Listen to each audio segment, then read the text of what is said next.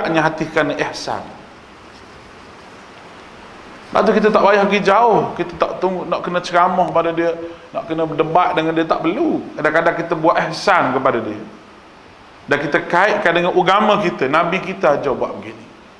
Tapi alangkah malunya kalau orang Islam itu menjadi kayu pengukur. Perangai tidak baik orang Islam tu menjadi kayu ukur untuk orang Islam, untuk orang bukan Islam, hukum orang Islam. Hanya sebahagian kecil daripada orang Islam yang berfahaman teroris, pengganas. Orang Barat hukum Islam ini sebagai ganas, sehingga ada Islamofobia, takut dengan Islam, takut dengan orang ada janggut, takut dengan ada jambang, ada janggut, kejubah, takut. Pergi ke negara Eropah, kalau pakai janggut, pakai jubah, takut, orang takut. Bawa beg warna hitam pula, oh lagi gerun.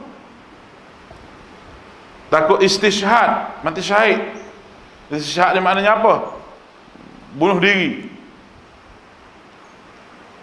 Bunuh diri, letak bom di tubuh, meletupkan tubuh di tempat musuh.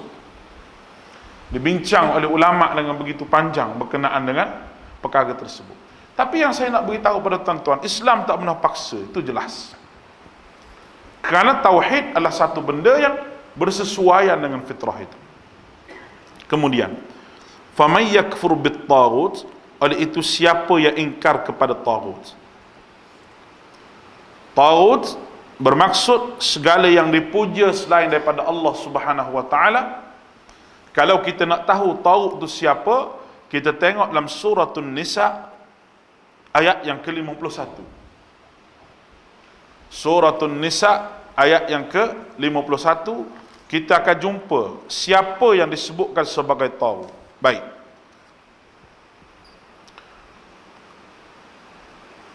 Allah Subhanahu wa taala sebut dalam Al-Quran, suratul Nisa, alam tara ila alladhina utu nasiban minal kitab yu'minuna bil jibti wat taghut wa yaquluna alladhina kafaru haula'i ahda minal ladhina amanu sabila. Itu ayat suratul Nisa ayat yang ke-51. Baik.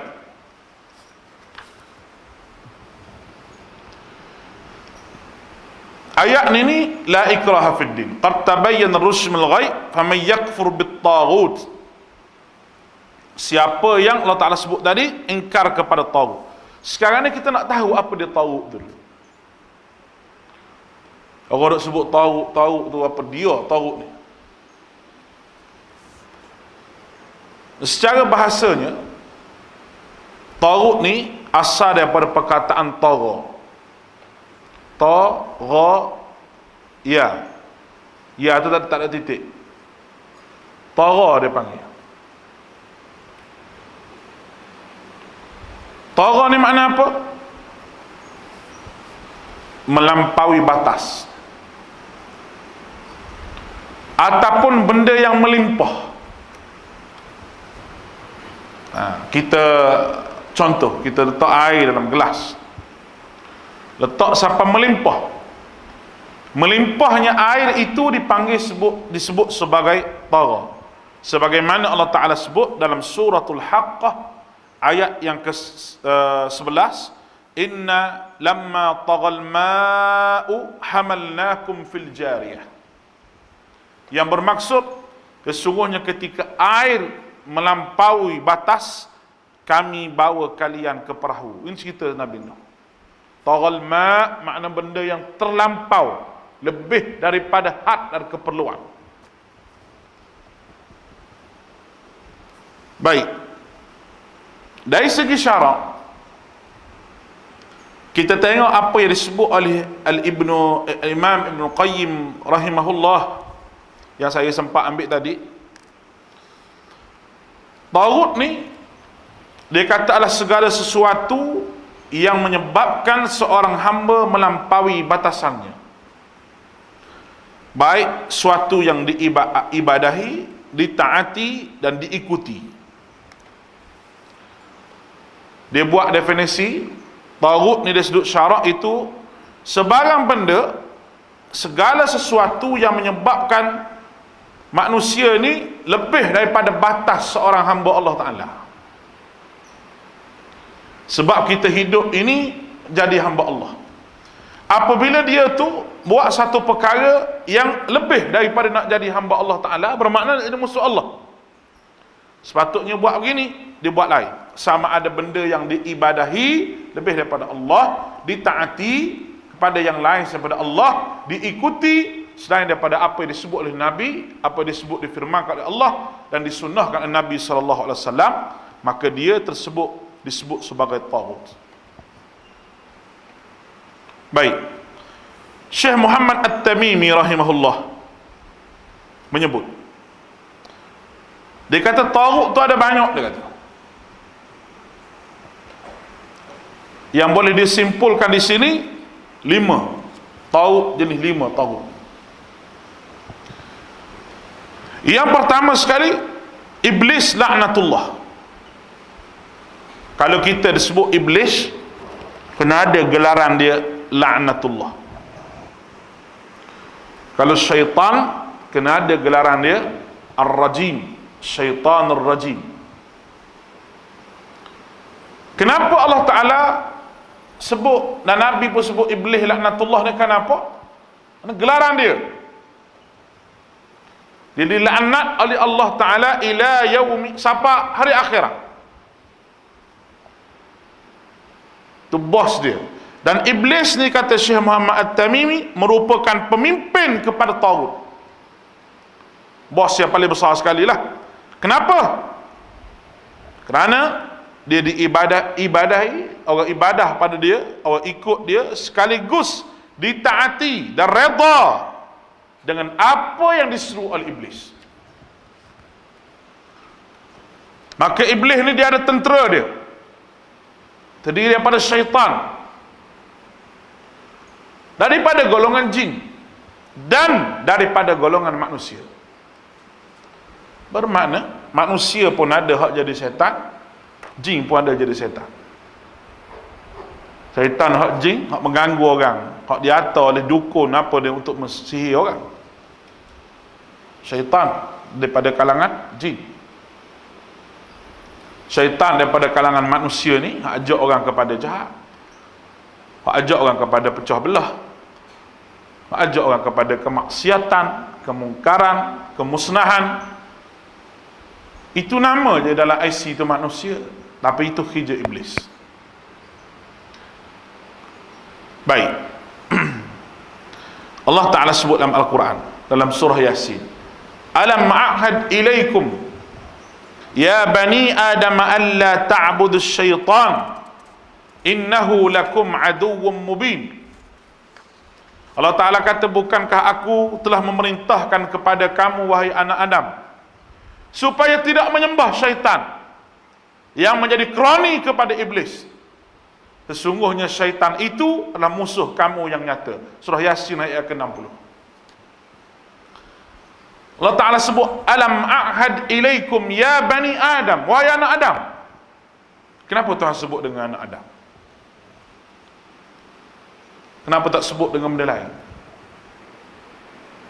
Kenapa Allah Ta'ala tak sebut alam a'had ilaikum ya insan, tapi dia sebut ya bani Adam, wahai anak cucu Adam? Kerana Adam pernah ditipu oleh iblis. Pernah ditipu oleh iblis.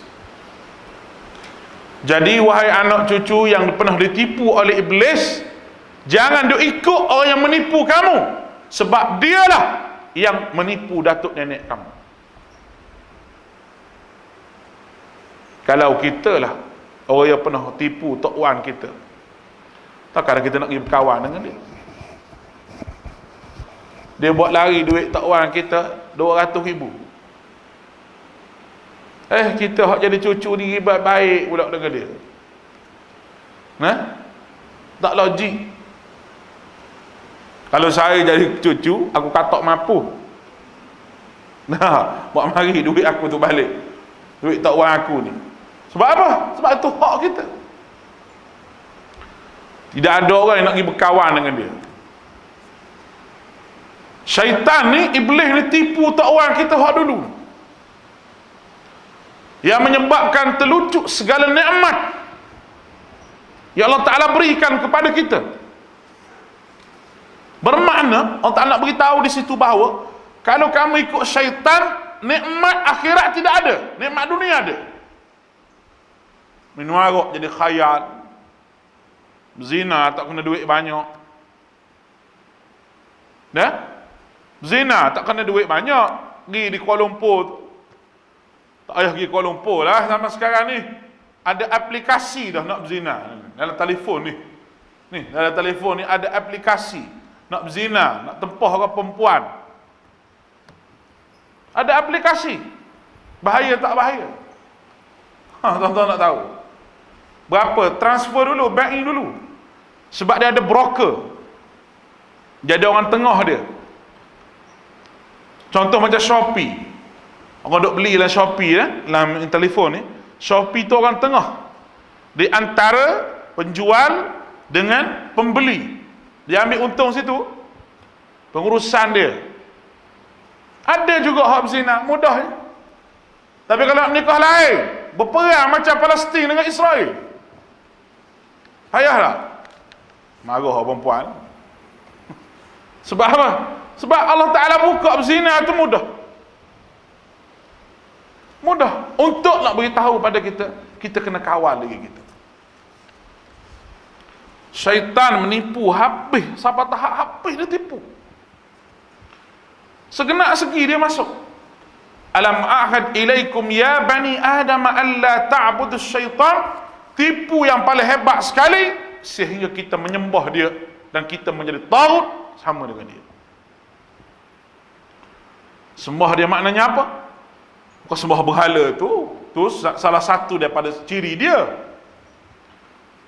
iaitu menyembah hawa nafsu, menjadikan nafsu sebagai Tuhan, dan menjadikan Tuhan, bila nafsu tu sebagai Tuhan, nescaya Allah akan menjadi lawan kepada dia. Dia automatik gitu. Dia tidak boleh duduk sekali dalam jiwa. Orang yang menyembah syaitan dengan menyembah Allah tak boleh duduk sekali. Syirik dengan tauhid ni tak boleh duduk sekali dalam jiwa ni. Bid'ah dengan sunnah ni tak hidup sekali dalam jiwa ni. Ni bukan benda yang boleh duduk sekali ni. Tak boleh hidup sekali. Sampai kiamat tak boleh. Sebab itu tuan-tuan, kita mengaji sunnah ni biar ada manhaj. Apa makna manhaj? Mudah-mudah kita nak faham.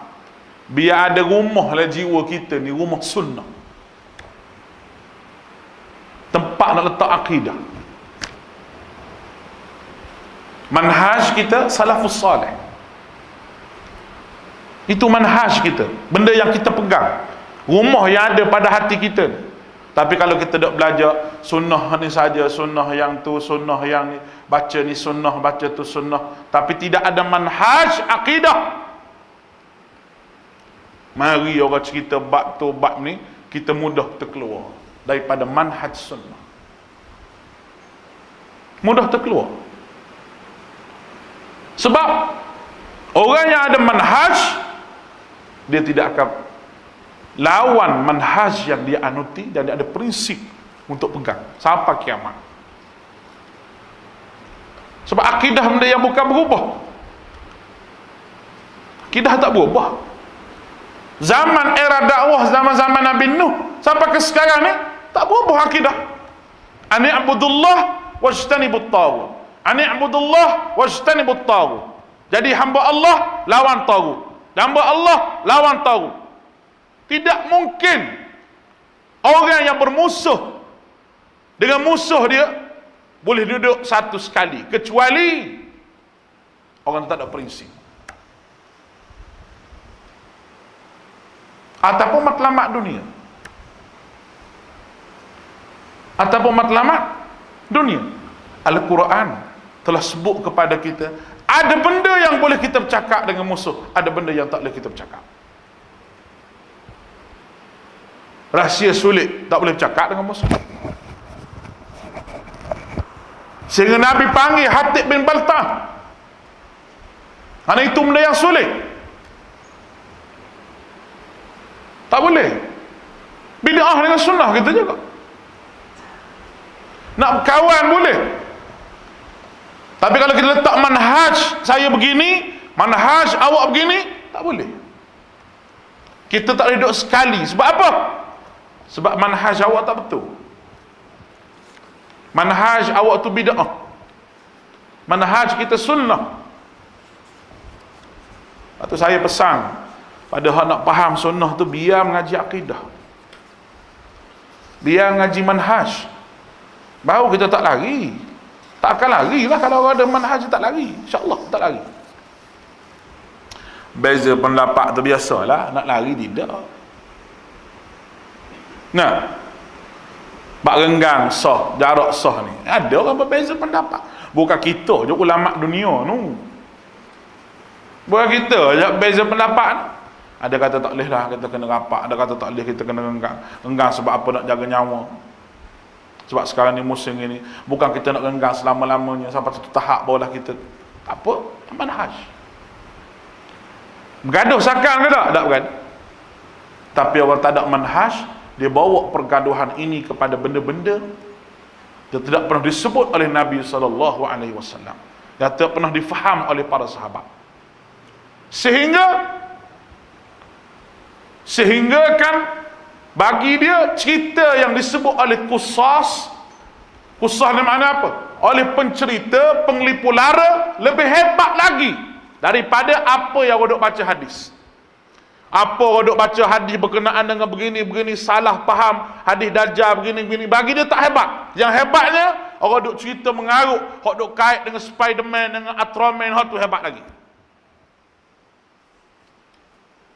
Sebab dia tak ada manhaj. Manhaj akidah tu tidak ada. Manhaj akidah sunnah ni dia taat pada ulul amri.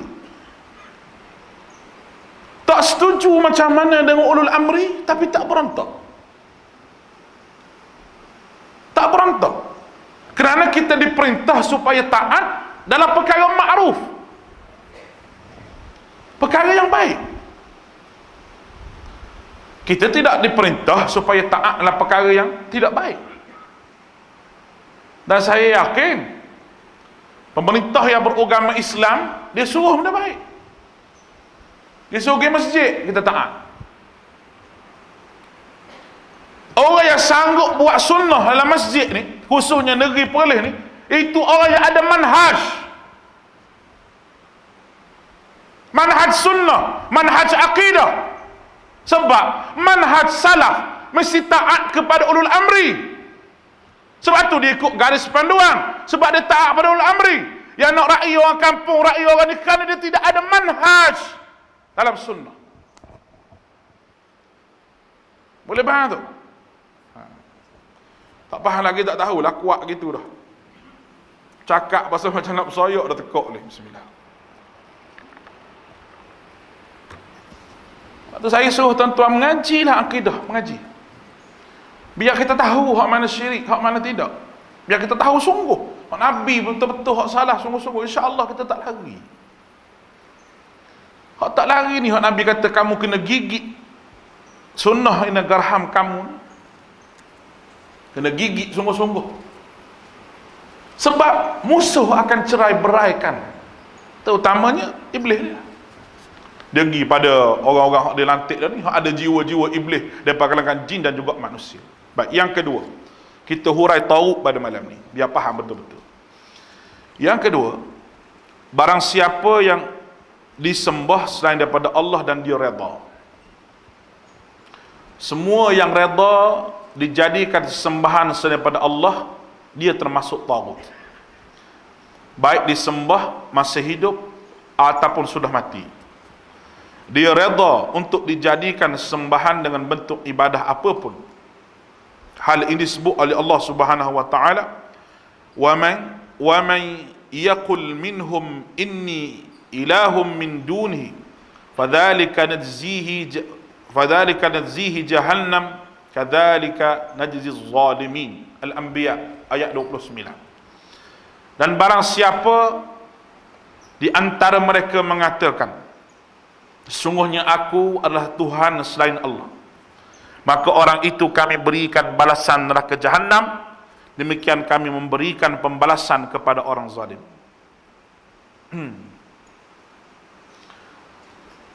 Tidak termasuk taghut seorang jadi kesembahan dan dia tidak redha dengan orang menyembah dia.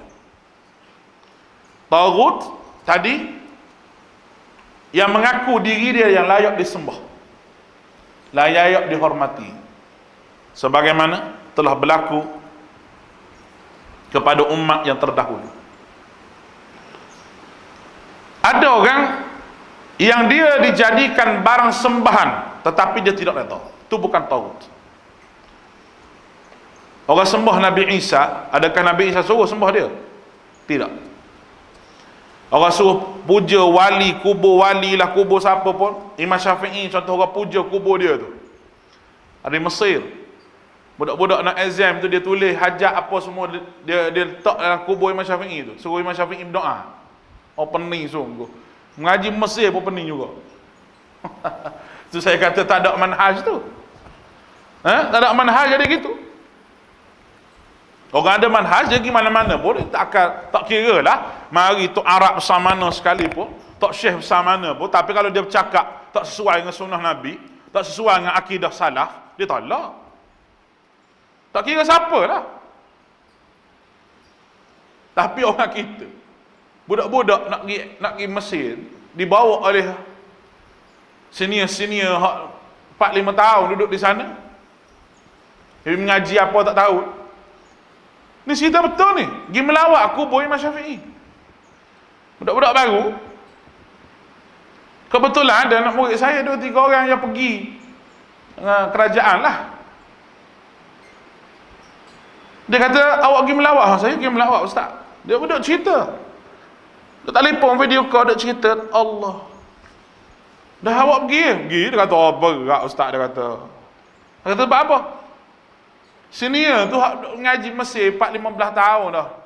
Duduk di Mesir tu 5-6 tahun dah. Bagi tahu budak-budak ni. Kalau nak exam nak apa tulis. Tulis atas kertas lempar dekat kubur Imam Syafi'i. Niatkan supaya dia tu berdoa supaya kita lulus besok.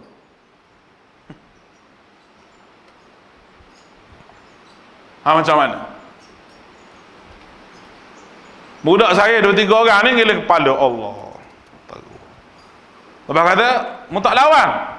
Dia lawan juga dalam bah kita buat. Dalam bah tu, dia bahas. Senior. Lah kali senior tu tak boleh jawab. Dia kata, Wahabi ni, lah sekali. Dia kata, budak baru mari 2-3 hari. Orang tak pernah kenal Mesir tu, dia kata kawan tu Wahabi. Dia tanya mengaji kat mana? Mengaji sini. Oh, batuk pun. Dia boleh kata begitu. Sebab apa? Sebab budak tu duduk di sini manhaj akidahnya begini. Duduk mengaji akidah dengan kita. Kita ajar dia begini, akidah ahli sunnahnya begini-begini. Dia pergi di Mesir pun, walaupun Mesir Ummud dunia Mesir. Ibu dunia disebut sebagai gelaran Mesir. Biladul Anbiya, Al-Ardul Anbiya, bumi nabi-nabi. Tapi dia tak termakan. Walaupun orang tu Arab sendiri pun dia tak termakan. Walaupun hak bawa tu duduk di lama Mesir pun dia tak termakan. Sebab dia ada manhaj akidah. Itu penting. Kita bina akidah itu cukup-cukup penting. Lalu Nabi Isa, Imam Syafi'i, orang sembah dia, tidak sama sekali redha. Kerana dia adalah orang yang bukan menyeru kepada syirik. Bukan menyeru pada syirik. Tapi kalau masa hidup dia seru orang kepada syirik, dan dia dakwa dia ni boleh tengok Nabi, boleh tengok apa, sampai dia mati, kubur dia itu menjadi tempat sembahan anak murid dia, tempat minta doa. Anak murid pergi berkumpul. Anak tok guru tak sebut masa hidup dulu, yang di sunnah, yang di bid'ah. Tok guru sembunyi ilmu Allah Ta'ala, ini juga termasuk taghut. Kata Syekh Muhammad At-Tamimi yang keempat, barang siapa yang mengakui dia mengetahui ilmu gaib, Barang siapa yang mengaku mengetahui ilmu gaib yang mutlak, maka dia termasuk taghut. Maka dia termasuk taghut. Kerana tidak ada orang yang tahu ilmu gaib.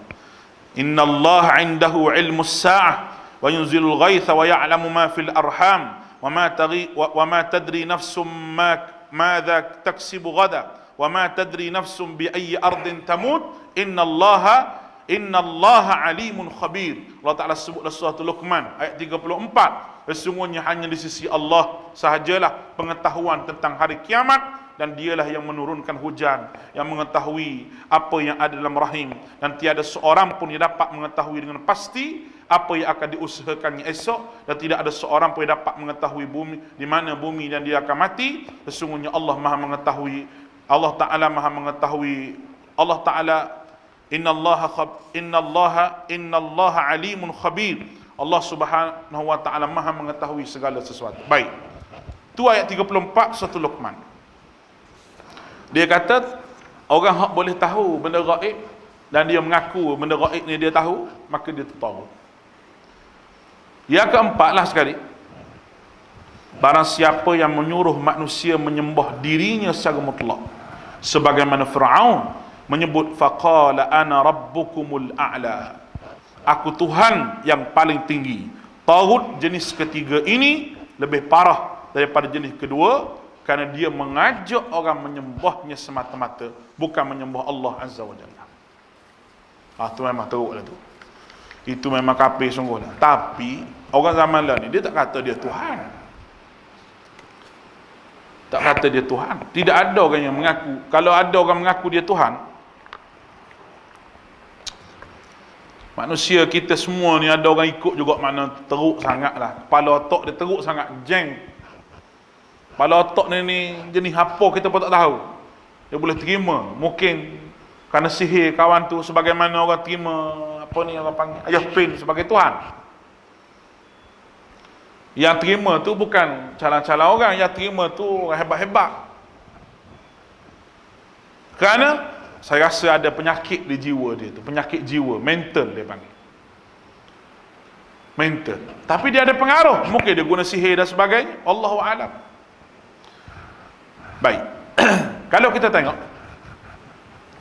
perkara yang kelima, ni. Barang siapa yang berhukum dengan hukum selain daripada Allah Subhanahu wa Ta'ala, maka dia juga termasuk taghut.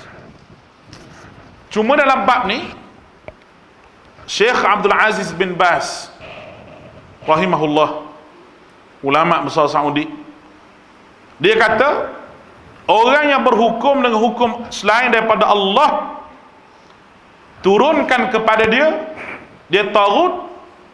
Tapi ada pecahan kepada 4 perkara.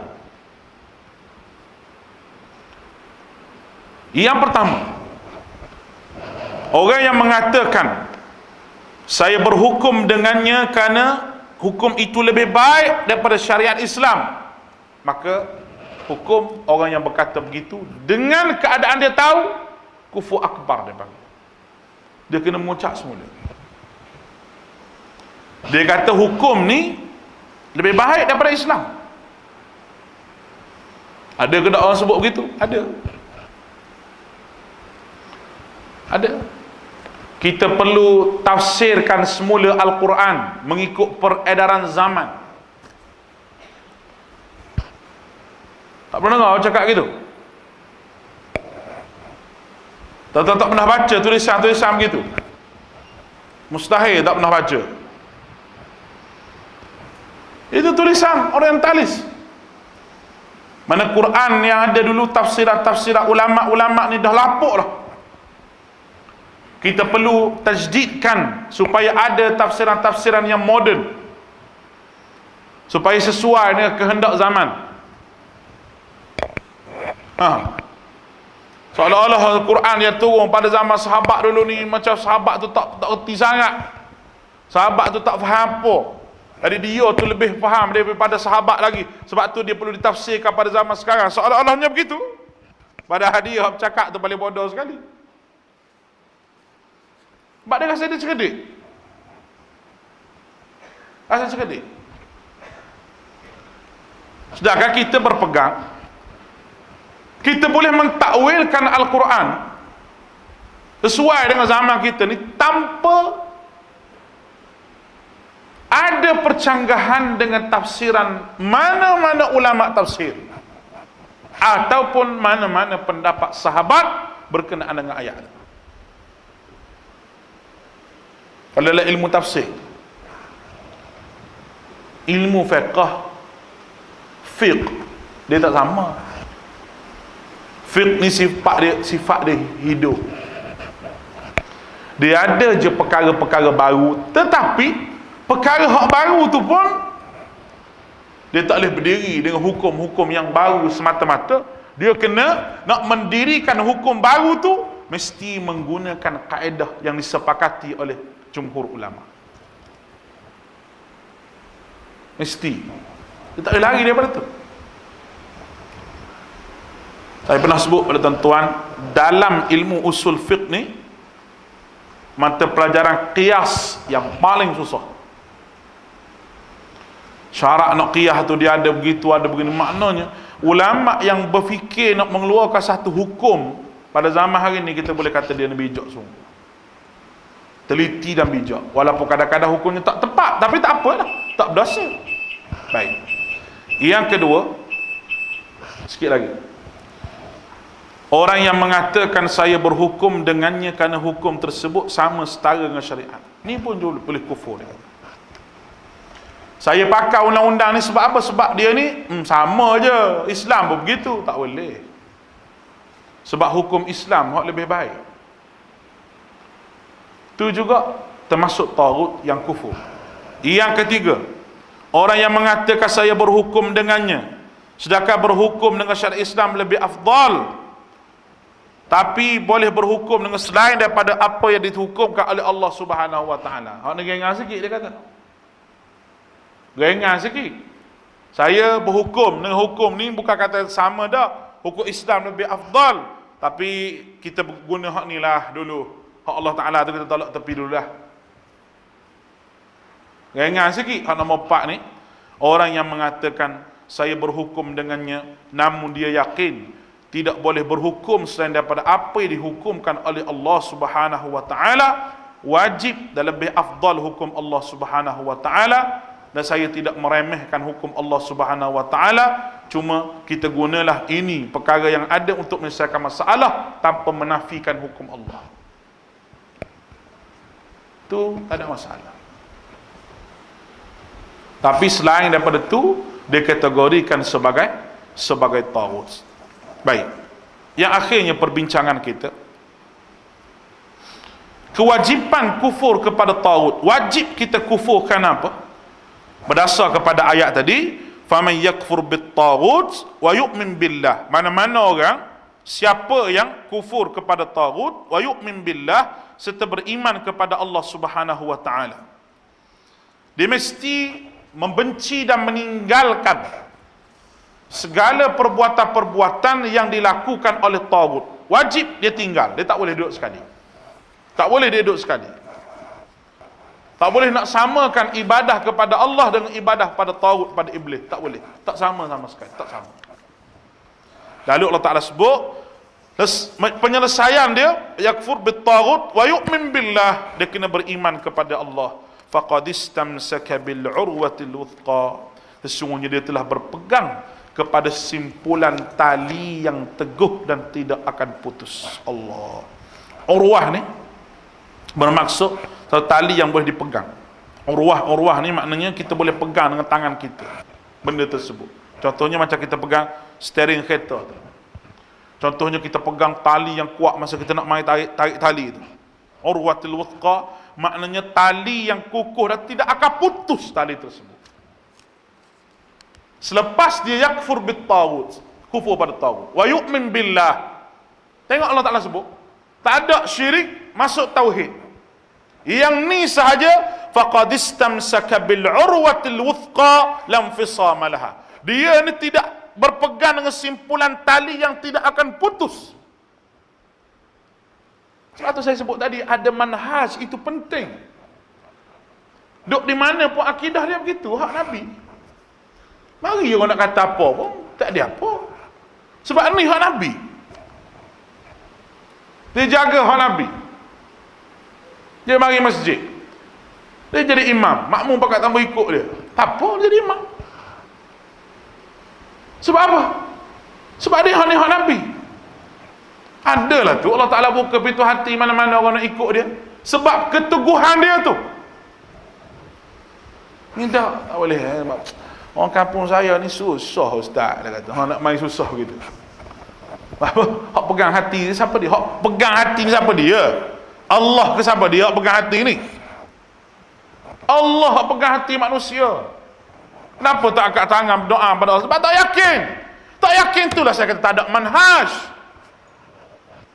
Sunnah berbuih mula-mula. Sunnah ikut je. Kawan orang sunnah jadi sunnah. Pergi kat geng orang buat benda bid'ah, buat bid'ah. Itu tak ada manhaj. Boleh faham tu? Dah lah, isyak dah. Allahu a'lam. InsyaAllah lah kita sambung lain kali. Mudah-mudahan dirahmati Allah Subhanahu wa taala. Dan berkenaan dengan tagut ni saya akan protestik pada tuan-tuan, kita bagi pada minggu yang akan datang insya-Allah. Sallallahu ala Muhammadin wa ala alihi washabbihi ajma'in. Assalamualaikum warahmatullahi